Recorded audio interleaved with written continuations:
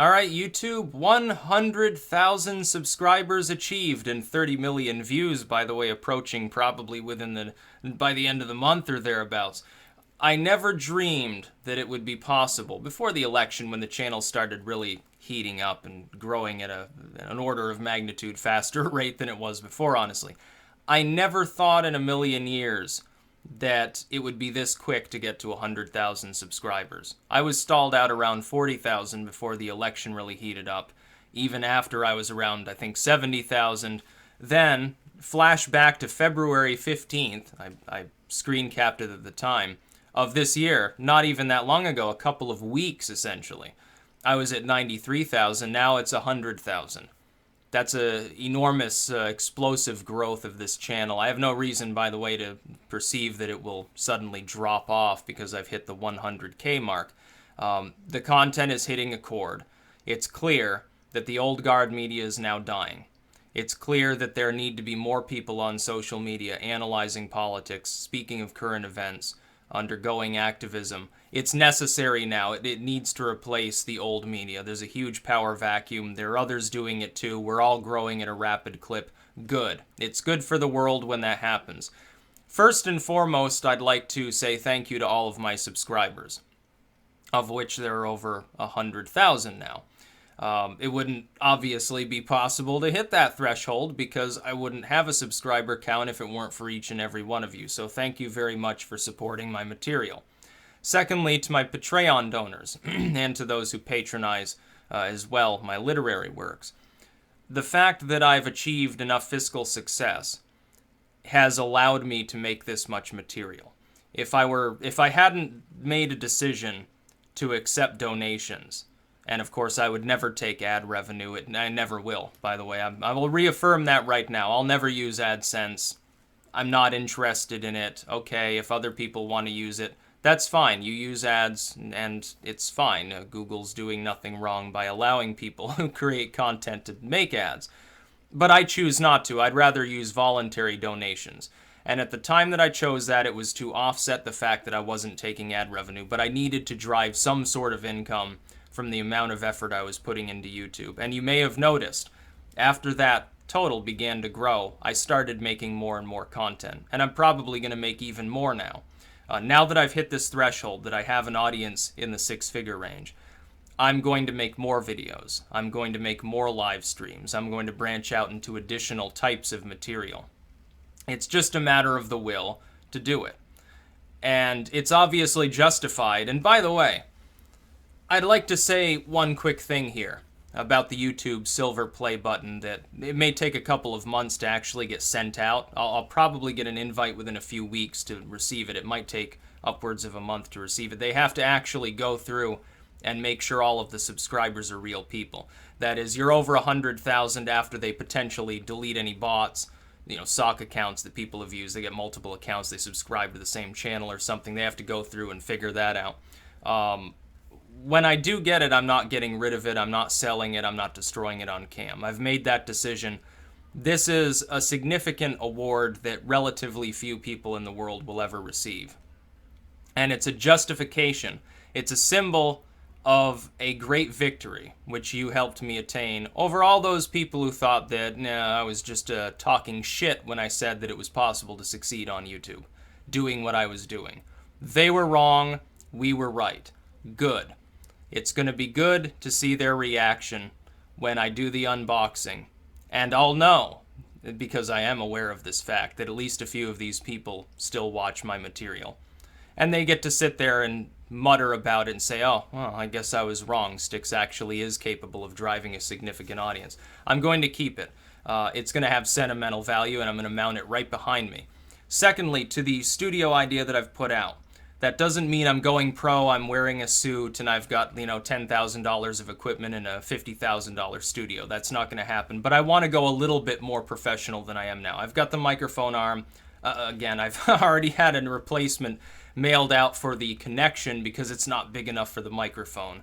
I'm going to keep using the standard condenser microphone, the webcam, and so forth, the laptop.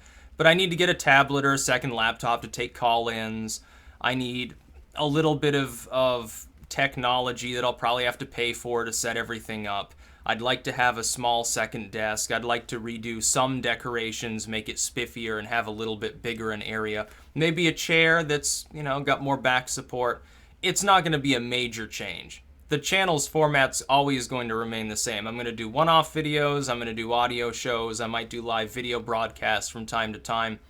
Format exactly the same. I'm not going to sell out and start doing lame stream content because that would defeat the purpose of having success in the first place.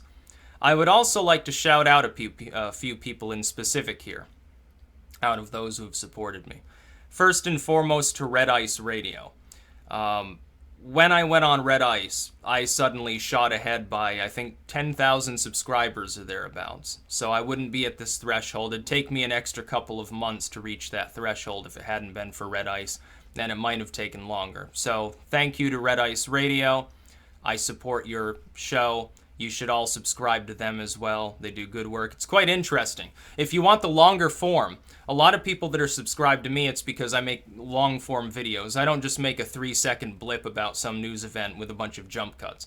It's geared towards, in general, let's face it, maybe a little bit of an older audience, those of us who remember the Nova documentaries instead of Monster Quest, maybe. So if you like that format with longer interviews, longer segments, you'll probably enjoy their content.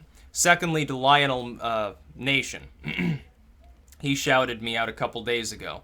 And, of course, then growth increased from that. And also, I've spoken with him before briefly. I like his content. I may not agree on everything. And you got to realize, when I do shout-outs like this, it doesn't mean I agree with the person on everything. It just means I like their content. And that would be the same as well for H.A. Goodman, my third shout-out. I may disagree with him on a great many political issues, but he did have the foresight to see the Democrats are wrong, Trump was going to win, and he also name-dropped me on multiple occasions, and I believe occasionally still does, so shout out to him as well. I would also like to give a shout-out to a couple of my favorite political YouTubers, and those would be Ramsey Paul and the Golden One. I enjoy their content. Again, you should consider subscribing to them, supporting them. I just find them interesting. I watch them all the time. There are literally hundreds of YouTubers, and that's why I won't shout everybody out at the same time. There are literally hundreds of people that I pay attention to, who I subscribe to. Some are more mainstream, some are very, very unknown. You wouldn't have a clue who they are. There's like a 0% chance you've ever watched any of their videos. But I like to pay attention to other people's views too. And if you're subscribed to a large number of people across the spectrum, it's not all about, oh, well, I can only watch libertarian or nationalist YouTubers or something. You get different perspectives. You also tend to get different news because people's interests are different. That's really the way forward. People ask, oh, where did you hear about this? Where did you hear about that? Partially 4chan, and partially I subscribe to a lot of people who talk about politics and current events. And it's important to do that. It's good to get outside of your echo chamber. If you want to be able to properly analyze things, you have to be able to see it through the eyes of even people that you don't necessarily agree with on anything. You could disagree with them totally. Still do that. Make sure to support them. And I'd also like to dedicate this success to the legacy media. Because if it weren't for their drastic failure and the fact that very few people pay attention to them anymore, it wouldn't be possible for people like me to grow in size. It wouldn't be as possible because people would be watching their TV.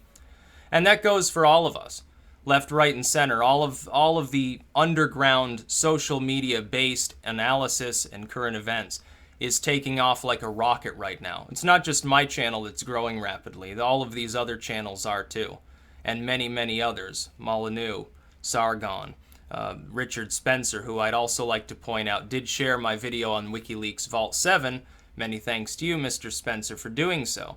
And many, many others. Lauren Southern, of course, just left Rebel Media. I wish her well, and I think she'll eventually eclipse them because she's the one with all the name recognition. Watch. I think she's an up-and-coming star of the so-called right wing, which you can debate all day over what that means.